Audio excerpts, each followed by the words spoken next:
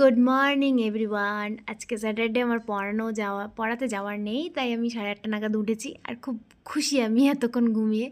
তো সকালে ব্রাশ করে আমার জিরা মেথির জল থাকে, তো সেটাই খেয়ে নিলাম। সেটা খাওয়ার পর আবার একটু উষ্ণ গরম জলে চিয়া সিড আর লেবু মিশিয়ে সেটা খাই, সেটাও খেয়ে নিলাম। তারপর একটু বাদাম আর একটু কিশমিশ খেয়ে স্নানে চলে গেছি, কারণ আমার সবার ফার্স্ট কাজ থাকে পুজো দেওয়া। আজকে তো টিউশন পড়ানো নেই, তাই তো মা ফুল পেড়ে রেখেছে, সমস্ত গাছের এক জায়গায় রেখে দেয়, তো আমি সেই ফুলগুলো পেড়ে নিলাম, ঝুলিয়ে রাখে উপরে, তাই উপর থেকে নিয়ে নিলাম, নিয়ে এখন পুজো দিতে যাব। একে একে আমার মন্দিরে সমস্ত দেবীকে পুজো দিয়ে নিলাম। তোমরা জানো আমার মন্দিরে অনেক ঠাকুর আছে। তারপরে লক্ষ্মীমার ঘরেও সমস্ত ঠাকুরকে পুজো দিয়ে নিলাম। তারপরে পুজো দেওয়ার পরও মন্দির পরিষ্কার করতে হয়, সমস্ত ঠাকুরের বাসনকুসন একবারে মেজে ঘষে ঠাকুর মন্দির পরিষ্কার করে রেখে দিই। আর ওয়েদারটা খুব খারাপ ছিল, আগের দিন থেকে বৃষ্টি হচ্ছিল। তারপরে এসে ড্রেস চেঞ্জ করে নিলাম।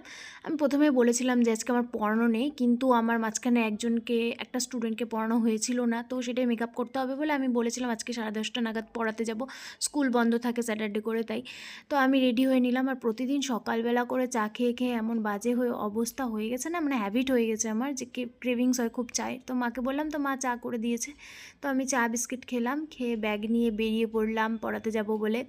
প্রতিদিন রোদ মাথায় নিয়ে বেরোই, আজকে বৃষ্টি মাথায় নিয়ে বেরোচ্ছি, কিছু না কিছু আমাকে মাথায় নিয়ে বেরোতেই হবে মোট কথা। তো কালকের থেকে বৃষ্টি হচ্ছে, আর ভালো লাগছে না, কন্টিনিউ কোনো কিছুই ভালো লাগে না। তো পড়াতে চলে গেলাম, একে একে পড়িয়ে নিলাম। Special person, Name the special person, place, animals, or things. or thing. Example, Example. read, read.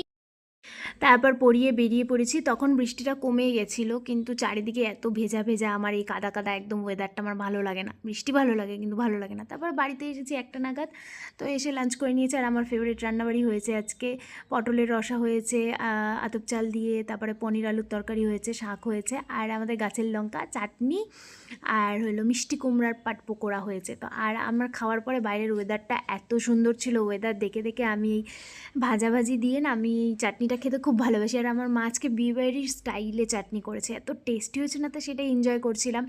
আর বিকেলে পড়ানোর নেই দুপুরবেলা, তাই আজকে আমি একটু শুয়েছি। আর অন্যদিন জানো তো, যেদিন পড়ানো থাকে সেদিন এত ঘুম পায় যেন আমার ভালোই লাগে না। আর আজকে আমি বিকালেও পড়ানো নেই, রাতেও পড়ানো নেই, আমি এক ফোঁটাও ঘুমাইনি, শুয়েছিলাম। তারপরে 5টা নাগাদ সেই সুন্দর রোদ উঠেছিল, তো রোদটা দেখে আমি একটু ছাদে গেলাম।